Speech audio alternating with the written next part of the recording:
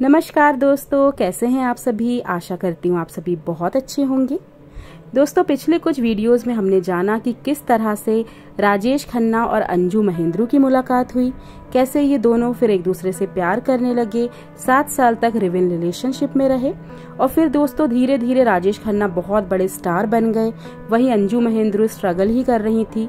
फिर इस इक्वेशन में एंट्री हुई डिम्पल कपाड़िया की, जिन्हें राजेश खन्ना बचपन से जानते थे, मगर एक बार जब उन्होंने उन्हें एकदम से देखा ना तो उन्हें देखते ही रह गए, क्योंकि ये प्यारी सी जो कम उम्र लड़की थी बॉबी, जो कि राज कपूर की फिल्म बॉबी में काम कर रही थी और बहुत ही ज्यादा खूबसूरत मानी जाती थी। राजेश खन्ना उन्हें देखते ही उन पर आशिक हो गए।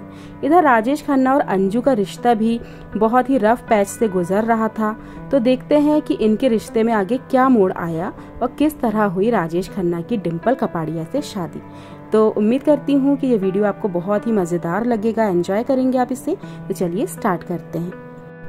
बम्बई पहुंचने के बाद राजेश खन्ना अपनी फिल्मों की शूटिंग में बेहद व्यस्त हो गए थे। वो रोज देर रात तक घर लौटते थे। उनकी गैर हाजिरी में घर पर आने वाले फोन कॉल्स रिसीव करके उन्हें एक नोटबुक में लिखने का काम प्रशांत रॉय का था। शाम को वो राजेश खन्ना को हर कॉल के बारे में बताते थे। प्रशांत को आज भी याद है, काका जी का फोन नंबर 53117 हुआ करता था और तकरीबन हर मिनट एक कॉल आती थी। एक सुबह एक लड़की का कॉल आया। वो काका जी से बात करना चाहती थी। उसने अपना नाम डिम्पल बताया। मैंने कहा, काका जी तो शूट पर गए हैं। फिर 3-4 दिन तक लगातार कॉल आते रहे। वो मुझसे बहुत इज्जत से बात करती थी। मुझे प्रशांत साहब कहती थी। एक शाम को मैंने काका जी से कहा कि डिम्पल नाम की एक लड़की रोज कॉल करके आपको पूछती है। काका जी मुस्कुरा दिए, बोले, हाँ, वो बॉबी की हीरोइन है, उसकी कॉल ठीक से अटेंड किया करो।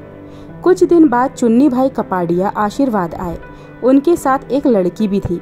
प्रशांत को देखकर वो बोले, प्रशांत, ये मेरी बेटी है डिम्पल। इस बात पर डिम्पल हंस पड़ी और बोली, प्रशांत साहब मुझे पहचाना? हमारी कई बार बात हो चुकी है। प्रशांत हंस पड़े और मेहमानों को घर के अंदर ले आए। ये डिम्पल का आशीर्वाद में पहला कदम था। सुपरस्टार और बॉबी की हीरोइन की मुलाकातें शुरू हो चुकी थी। ये खबर ज्यादा दिन तक मीडिया से दूर नहीं रह सकी। जल्द ही दोनों के अफेयर की खबरें फिल्मी पत्रिकाओं का हिस्सा बनने लगी। राजेश और अंजू ने अपना 7 साल का रिश्ता तोड़ा नहीं था। पुराने रिश्तों को तोड़ना यूं भी आसान नहीं होता है, लेकिन दोनों के बीच शक अपनी जगह बनाने लगा था। कई झटके झेल चुके रिश्ते की डोर शायद बहुत कमजोर हो चुकी थी। 29 दिसंबर 1972 को आशीर्वाद में राजेश खन्ना के जन्मदिन की पार्टी प्लान की गई। ये पार्टी अंजू की देखरेख में ही होनी थी। मेहमानों को निमंत्रण देने की जिम्मेदारी भी उन्हीं की थी। राजेश खन्ना के इंटरव्यू के मुताबिक अंजू महेंद्रू ने सबको बुलाया, लेकिन राजेश खन्ना की अच्छी दोस्त डिम्पल को नहीं। राजेश खन्ना को जब पता चला कि अंजू ने डिम्पल और उनके पिता को नहीं बुलाया है तो उन्हें बेहद गुस्सा आया। उन्होंने खुद फोन करके डिम्पल और उनके पिता चुन्नी भाई कपाड़िया को आमंत्रित कर दिया। जब डिम्पल पार्टी में पहुंची तो अंजू दरवाजे के पास मेहमानों के स्वागत के लिए मौजूद थी। दरवाजे पर खड़ी डिम्पल ने कटाक्ष करते हुए मुझसे पूछा, क्या मैं अंदर आ सकती हूँ? मैंने भी कह दिया, अगर तुम्हें पार्टी में बुलाया गया है तो अंदर आ सकती हो, अगर नहीं तो तुम वापस जा सकती हो। अंजू ने अपने इंटरव्यू में उस शाम को याद करते हुए कहा था। राजेश और डिम्पल के अफेयर की लगातार आती खबरों से अंजू पहले ही परेशान थी। अपने बयान में अंजू ने कहा, डिम्पल एक चालाक लड़की है। जब मैं और राजेश उससे पहली बार मिले तो वो हमें हमेशा अंकल और अंजू आंटी कहकर बुला रही थी, लेकिन फिर मैंने उसके अंदर एक बदलाव देखा। वो मासूमियत की आड़ में ऐसी बातें कहने लगी जिसका निशाना मैं हुआ करती थी। इस समय तक आते आते दिल ही दिल में राजेश खन्ना और अंजू महेंद्रू शायद ये पूरी तरह समझ चुके थे कि वो एक दूसरे का साथ अब और नहीं निभा सकते। दोनों की जिंदगी में ये रिश्ता अपनी मियाद पूरी कर चुका था। राजेश के ही शब्दों में, क्या आप टूथपेस्ट को वापस ट्यूब में डाल सकते हो? क्या आप टूटे हुए अंडे को वापस जोड़ सकते हो? क्या सेक्स के बाद कोई वापस वर्जिन हो सकता है? नहीं।